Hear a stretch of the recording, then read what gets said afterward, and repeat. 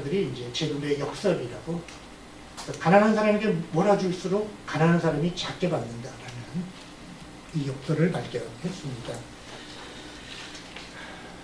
우리나라는 복지 규모가 가난한 사람이 받는 액수가 가장 작은 나라입니다. OECD 나라들 중에.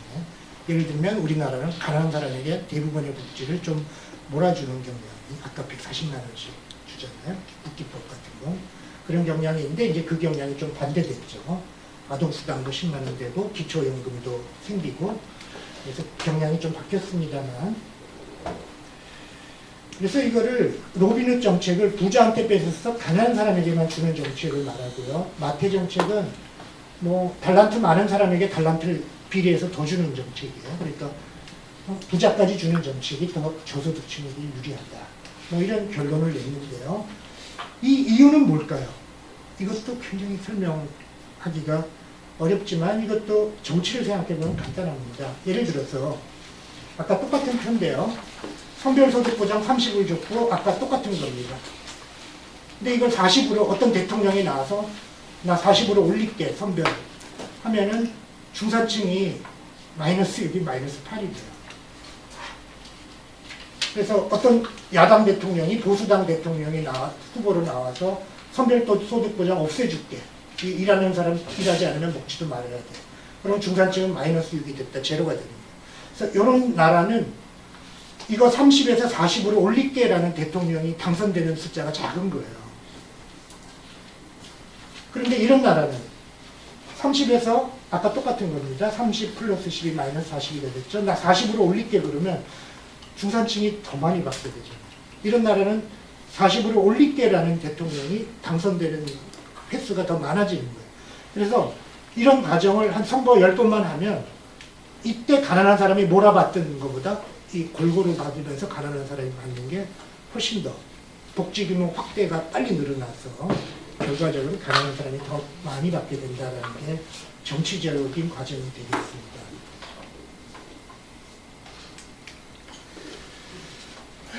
그 다음에 이 숫자는 좀 너무 복잡해서요. 예, 그냥 비율성 넘어가고 조금 충격적인 데이터인데 보셨는지 모르겠습니다. 아까 우리나라 근로자들을 제가 다시 다른 시각에서 조정을 해드리면요. 일하는 사람들이, 저는 대충 숫자를 외우는데 2,700만 명, 뭔가 돈을 1년 동안 벌어서 불세증의 기록이 남는 사람이 2,700만 명인데요. 그 중에 500만 명은 신고를 안 한 채로 끝납니다. 세금 걷지도 않고 그냥 끝나고, 그걸 일용직 근로자로 국세청에서는 분류하고요. 그 다음에 1,700만 명은 연말정산을 합니다. 근데 요새는 연초에 하는데요. 연말정산이라고 근로소득을 다 합쳐서 신고를 해서 다시 한번 그때 정확하게 이렇게 조정을 하죠. 그 다음에 500만 명은 종합소득 신고를 하는데요. 그거는 5월달에, 요새도 5월달에 합니다. 그거는 자영업자들이나 제가 여기서 무슨 강연료를 좀 받으면 그 강연료 같은 게 있으면 종합소득 신고해요. 저는 연말정산도 해야 되고 종합소득도 신고해야 되니까 겹칩니다. 500만 명 안에. 그래서 그러니까 일용직 근로자 500만 명, 연말정산하는 사람 1,700만 명, 종합소득은 아주 부자도 있어요. 뭐 사업소득, 그 주식 투자, 뭐 배당받고 이런 사람도 500만 명이 들어가고, 500만 명, 1,700, 500 이렇게 돼 있는데, 이 데이터는 국세청에서는 그 데이터를 발표를 안 합니다. 정확하게. 우리나라 사람들, 이 소득분포로. 사생활이라 그러는데 거짓말이에요. 부자가 얼마인지 부자인지 안 가르쳐 주려고 발표를 안 합니다. 근데 이 데이터는 뭐냐면 유승희 국회의원께서 제가 좀 부탁을 열심히 드렸더니 그 국세청 이렇게 팔을 비틀어가지고 1,700만 명 받는 사람하고 500만 명 받는 사람 있잖아요. 그 겹친 사람이 부자들일 가능성이 있잖아요. 둘 다 받는 사람이. 주식회사 사장이면, 대기업 임원이면 연말정산도 하고 주식 오른 걸로 종합소득 신고도 하거든요. 또 빌딩 수입도 있고 이러면. 그러면 그거를 똑같은 사람이 합쳐줘야 되잖아요. 그래서 1,700과 500이 중복이 있으니까 200만 명 정도 중복이거든요. 그걸 합쳐줬어요. 합쳐서 0.1% 단위로 평균해달라 그랬어요. 그럼 사생활하고 관계없잖아요. 합쳐서 0.1%면 그게 22,000명씩이에요. 22,000명씩 0.1% 구간으로 쭉 합쳐달라고. 밑에 일용직 500만 명은 안 합쳐줬어요. 이놈들이 끝까지 안 합쳐주더라고요. 아무리 국회의원이 그렇게 해도.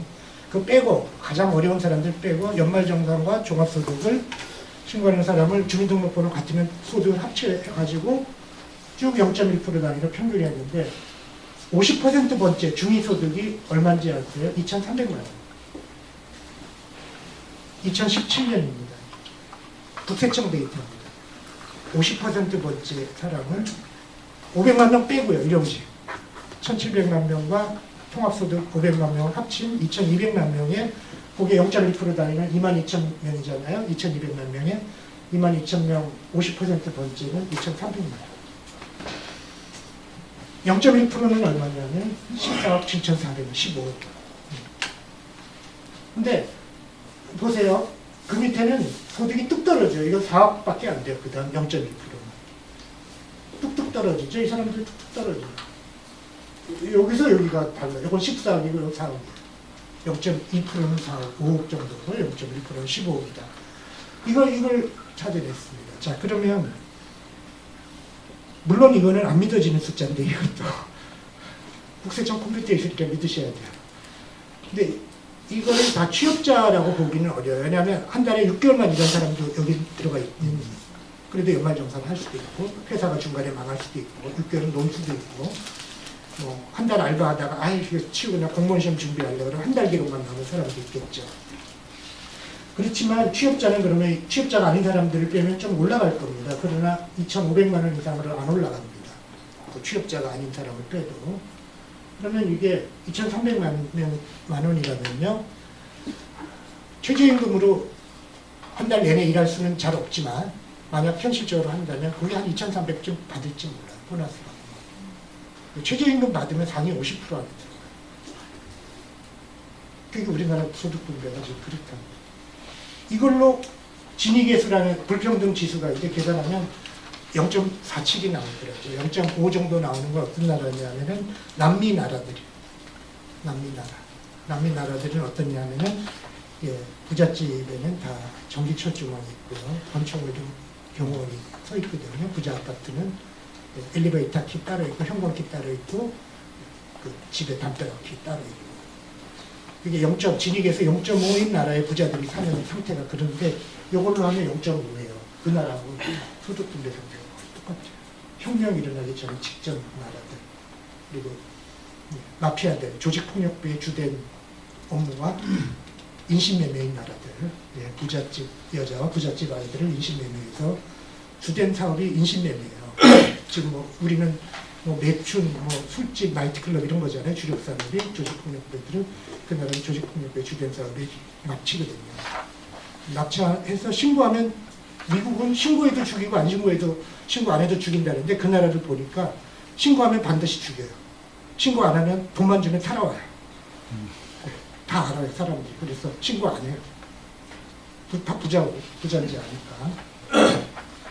지금 우리나라 소득이 이렇습니다. 근데 우리나라는 OECD 나라의 통계를 신청하잖아요. 통계를 어떻게 신고를 하냐면 2만 명의 표본조사를 해요. 가계 동향조사. 굉장히 정확하게 하는 거죠. 2만 가구를 모아서 당신 1년 동안 소득 얼마죠? 이제 물어보고 그걸로 진위계수를 계산해요. 그렇게 하면 0.35 정도 나와요. 근데 국세청은 0.5라고 지금 파악하고. 왜 2만 명 조사를 하면 불평등이 덜 나올까요? 2만 명 중에 조사하면 한 달에, 이제 1년에 한 조사비 50만 원쯤 주거든요. 100만 원 이렇게 주는데, 부자들은 조사 대상자 선정되셨습니다. 그러면 안 하기 싫다 그러고 안 해요. 근데 부자들은 쓸 때도 자기가 2억인데 쓰기가 미안하니까 1억 5천으로 쓰는 거예요. 그러니까 2만 명 이렇게 샘플 조사함을 가지고 OECD 통계에 내놓으면 우리나라가 평등한 나라가 되는 거예요. 핀란드가 불평등한 나라. 핀란드는 어떻게 하냐면 이 국세청 자료를 온라인에 띄워버려요. 사람 이름별로 다. 제 책에 좀 썼습니다만 그대로 신고하는 거예요. 국세청 자료를. 이거는 또 다른 불평등인데요. 이거는 그 중에 연말정산만 한 겁니다. 1,700만 명. 근데 이거는 좀 다른 건데요. 이 연말정산 신고를 해보신 경험이 있으시면 알겠지만 연말에 소득공제하고 세액공제를 받으려고 신고하는 겁니다. 요걸 신고를 요 까줍니다. 세금을. 공식은 복잡한데요. 요걸 까주는데 이 세금을 근로소득세가 상위 0.1%는 8억입니다. 이건 사업소득이 빠지니까요. 근로소득만. 종합소득 한 번 빠지니까. 그래서 이 사람들이 1인당 요 소득공제, 세액공제, 연말정산 제도 때문에 4,600만 원씩 세금을 깎아줍니다. 근데 하위에 1분이 있는 사람은 15만 원 깎았어요. 평균. 세금. 수업 중이에요. 예. 뭐 어떻게 이럴 수가 있죠? 예. 지금도 그런지 모르겠지만 그 세법이 자주 바뀌니까 대학교 등록금을 내면 소득공제라고 까주거든요. 여기에 들어가, 요 카테고리에 들어가. 그 다음에 정치후원금 10만 원 내면 10만 원 깎아주거든요. 그거 세액공제에 들어가. 근데 저는 정치후원금을 이 기본소득 운동을 하면서 뭐 1년에 한 100만 원쯤 내거든요. 이 국회의원, 저 국회의원. 그래야 이런 자료도 없고 그러잖아요. 뭐 토론회도 열어주고. 그렇게 하는데 저는 10만 원은 세액공제 받고 90만 원 소득공제 받거든요. 근데 저는 소득공제를 가령 내가 후원금을 100만 원 내잖아요. 그러면 저한테 적용되는 세율은 40%예요. 소득세가. 그 구간이. 그래서 제가 100만 원 이렇게 소득공제를 받으면 40만 원 세금이 깎이는 겁니다. 근데 최하위에 있는 사람들은 적용되는 소득세율이 뭐 8%예요. 그러면 100만 원 내면 8만 원 깎아줘요. 그래서 부자들이 이거 없는 게 나아요. 소득공제, 세액공제. 없는 게 나아요. 없고 n분의 1로 나누면 한 6분의 1까지는 받는 게 더 많아요. 근데 명분은 뭐라고? 국회의원들이 이 법은 너무 많아서 외우지도 못해요. 대학교 등록금은 왜 세금을 깎아주냐? 대학교 등록금은 가난한 자녀들 등록금 내는 거 부담을 덜어주기 위해서 깎아준다. 좋은 목적이잖아요. 근데 저소득층은 세금 안 내는 사람은 하나도 못 깎아주고요. 저소득층은 8만 원 깎고 고소득층은 40만 원 보조해주는 거예요. 목적은 그럴듯하지만 이것도 아주 불평등을 악화시키는 나쁜 제도죠. 공제. 세금 깎아주는 게 부자들 도와주죠. 근데 세금 깎는 거 없다 그러면 저소득층이 화를 내거든요. 근데 부자들은 은근히 없는 제도죠. 두 번째로 이제 예를 들어서 만약에 가계에 귀속되는 모든 소득의 10%를 내고요. 근데 이걸 제가 지식세라고 이름을 이렇게 이 슬라이드에 붙여봤는데 제가 아까 소개해드린 허버트 사이먼을 좀 존경하는 의미에서 지식 때문에 생긴다는 걸 일단 10%의 지식세를 부과하면 150조 원 정도 되거든요. 그러면 1인당 25만 원이 가능한데 30만 원으로 맞추는 방법은 이쪽에 이제 제가 헬리콥터 머니라는 책을 번역했습니다만 이건 은행에서 좀 발행하면 돼요. 돈을 그 정도 찍어도 인플레이션이 안 생기니까 지금은.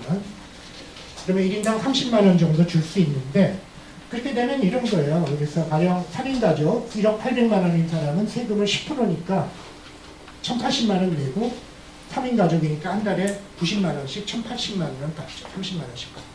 이 사람 똥똥이에요. 연봉 1억인 가구는 똥똥이에요. 3인 가구. 10% 세금 내면 1인당 30만 원 받을 수 있어요. 근데 연봉 1억이면 똥똥이에요. 안 믿어지죠, 이것도. 이것도 안 믿어지죠. 예. 이거 제가 충분히 남아요. 30만 원 충분히 제가 만들어 드릴 수 있습니다. 조사하면 저한테 권한만 주면 그게 안 돼서 그렇죠. 이게 정확하게 만들습니다. 충분히 전달할 수 있습니다. 이걸 하면 진익에서는 10% 딱 0.47, 0.37로 딱 떨어집니다. 기본소득은 그 계산이 심플해가지고 딱 떨어지면 이제 굉장히 이렇게 되죠. 두 번째로 어떤 우리 시대의 과제는 이제부터 좀 짧게 하겠습니다. 교육 불평등이라고 생각이 듭니다. 그래서